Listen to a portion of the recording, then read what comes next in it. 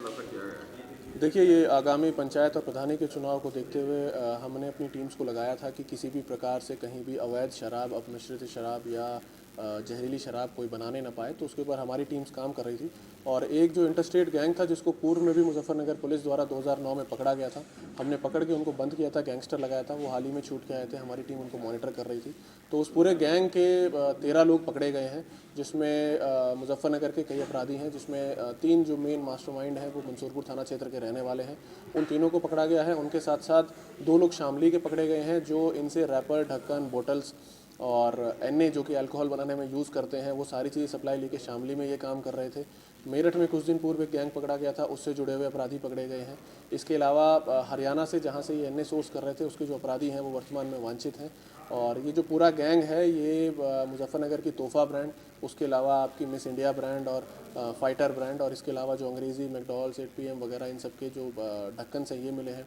आपकी जो डिस्टिलरीज़ हैं उत्तर प्रदेश की, उन डिस्टिलरीज़ के रैपर मिले हैं। इनसे 55,000 खाली बॉटल्स मिली हैं, 82,000 रैपर्स मिले हैं इनसे 19,000 ढक्कन मिले हैं। इसके अलावा 3 गाड़ियाँ बरामद हुई हैं। इसमें अवैध मात्रा में इनके पास जो शराब थी वो शराब बरामद हुई है। 2400 लीटर इनसे एनए बरामद हुआ है। इसी के साथ साथ एक इसमें सेल्समैन गिरफ्तार हुआ है, जो मुजफ्फरनगर के 2 ठेकों में ये जो तोहफ़ा मार्कर की शराब है इसको बेच रहा था। तो 13 लोग गिरफ्तार हुए हैं, इसमें 4 लोग अभी वांछित हैं, जिसमें 2 हमारे अन्य अभियुक्त हैं, जो रैपर और ढक्कन दिल्ली से सोर्स करके इनको ला के दे रहे थे और यहाँ पे सप्लाई कर रहे थे। इसी के साथ साथ हमने गाड़ियाँ बरामद करी हैं, इनका सामान बरामद किया है। पूरा जो ये नेटवर्क है 13 लोगों का, जो कि मुजफ्फरनगर और आसपास के जनपदों का नेटवर्क है, उसको ध्वस्त किया गया है। कितनी कीमत का ये माल बरामद है? देखिए, ये कई करोड़ों का सामान है, जिसमें इनके जो भी बॉटल्स और सारा सामान हमने बरामद किया है, ये अगर मार्केट वैल्यू के हिसाब से आप जाएंगे तो कई करोड़ों में ये सामान है, जिसको ये अगले कुछ दिनों में और अगले कुछ समय में प्रधानी के चुनाव के पॉइंट ऑफ व्यू से अलग अलग जगह बेचने वाले थे। हमारी टीम अभी इसमें काम कर रही है। कुछ हमारे पास और लीड्स हैं, कुछ और ऐसी जगहें हैं जिनको हम चेक कर रहे हैं जहाँ पे इन्होंने बेचा है। कुछ ये भी चेक किया जा रहा है कि प्रधानी या पंचायत के चुनाव की दृष्टि से यदि किसी भी प्रत्याशी या अन्य किसी भी व्यक्ति के द्वारा इस प्रकार की शराब का ऑर्डर प्लेस किया गया है, ऑर्डर लेके शराब इनसे खरीद के उसको गांव में बेचा गया है या बांटा गया है, तो उनके विरुद्ध भी गैंगस्टर की कार्रवाई की जाएगी।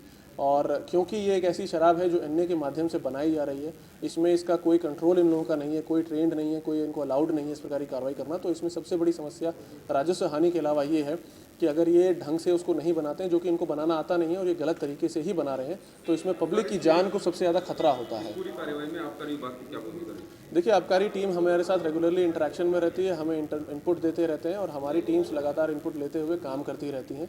और क्योंकि ये ऐसी शराब है जो आगे जाके लोगों की जान को नुकसान भी कर सकती थी, तो इसमें भविष्य में एनएसए की कार्रवाई भी की जाएगी।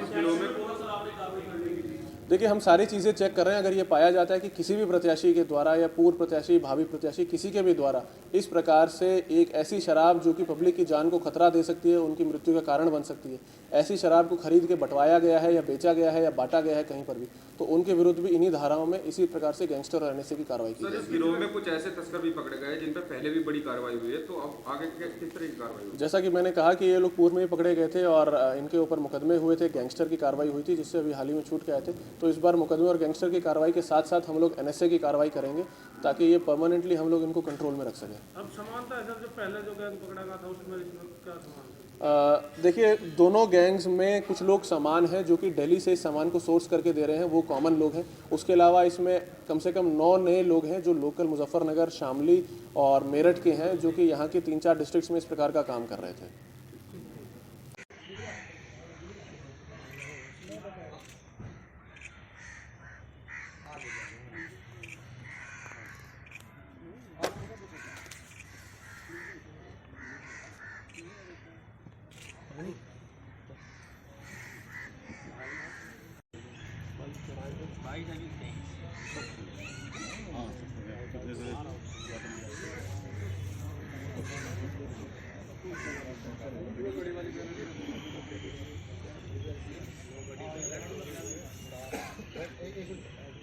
अलिया भाई आ जाओ।